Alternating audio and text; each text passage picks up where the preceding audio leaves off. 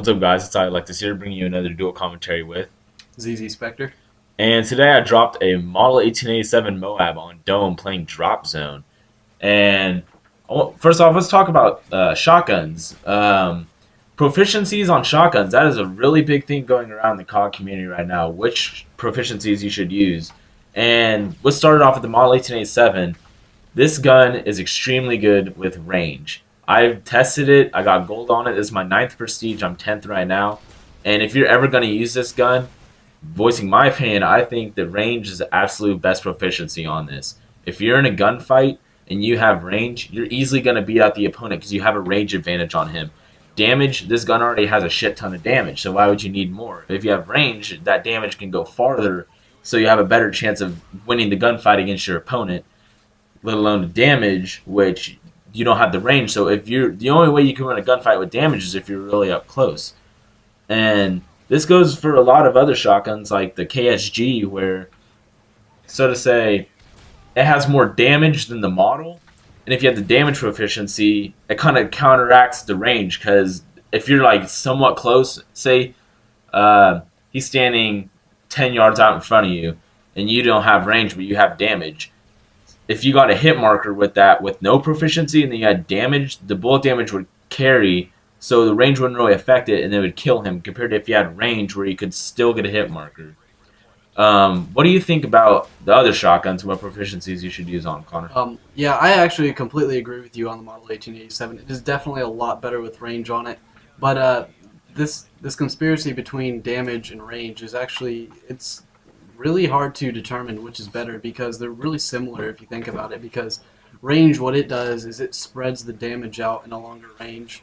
And what damage does is the range that it already has, it gives it more damage. So they're really similar, but honestly, in my opinion, this is one of the only shotguns that I actually use range on. I know you like to use range on the USAS, but I personally like to use damage on it.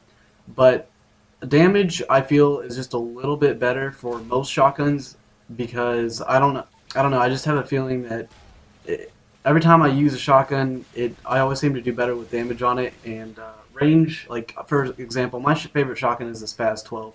And damage on the Spaz, just, it rapes, and that's all you have to say about it.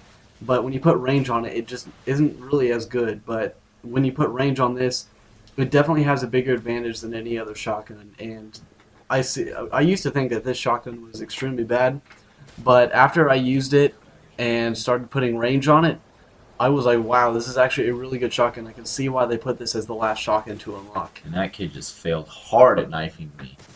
Yeah, that little sentry gun you dropped down there saved your life there. The sentry gun of life right there, my friends. The sentry gun of life.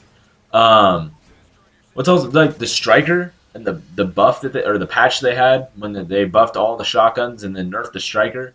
How they made it so, if you guys don't know anything about the shotguns, when you shoot them, it's 7 bullets that come out of the shotgun. And it used to be that way for the striker, but since the community is like, hey, fucking patch the striker, like, okay. And instead of making it a 7-bullet spread, they made it a 5-bullet spread. Now, when you had range before the patch, it was just as good as damage. But now after the patch, you almost have to use damage to get a guaranteed like feed, compared to, so to say, you're using range, and you'll just get a shit ton of hit markers. And same goes with the USAS, like Connor's talking about. People love damage on that, but for some reason, range just whoops that ass. Range is just the way to go on that gun. And I've gotten a gold. I have not gotten a Moab with it. I've been very close. I think Connor has been. What streak were you on? I actually, just a few minutes ago, I died 18 on an 18 kill streak. And if you look at this barrel over here to right behind Michael right now, there's actually a kid behind it. He does not see him at all, and then it takes him like 20. The kid's been standing there for like 2 minutes. I was just thinking the whole time, I'm like, Michael, what are you doing? There's a guy right there. Why are you not shooting him? And the whole time he was freaking out because he was so afraid he was gonna die. And and we didn't even notice this until after I went back and looked at it, and I was like, shit, I didn't see that guy. What the hell? Yeah, that guy's been standing there for the longest time. He was freaking out that he was going to die, and his last kill that he needed was there. For Stranger danger was right behind me the whole time. 2 minutes. So, that's pretty hilarious. Yeah, another thing we were going to talk about was the death streaks in Modern Warfare Warfare 3. We're gonna have to make this really quick because this gameplay is gonna come to an end here.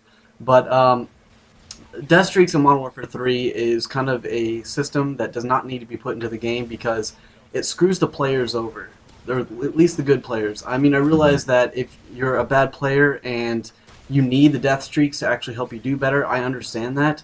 But in the earlier Call of Duties, there were no Death Streaks, and it really um, It's different, so to yeah, say. it allowed people to, like people like us, where we started like in World at War, we learned how to cope without the death streaks. And with the death streaks in the game now, they're just, it really screws the people over that actually learned how to play the game for what it was instead of using something to help them do better in the game.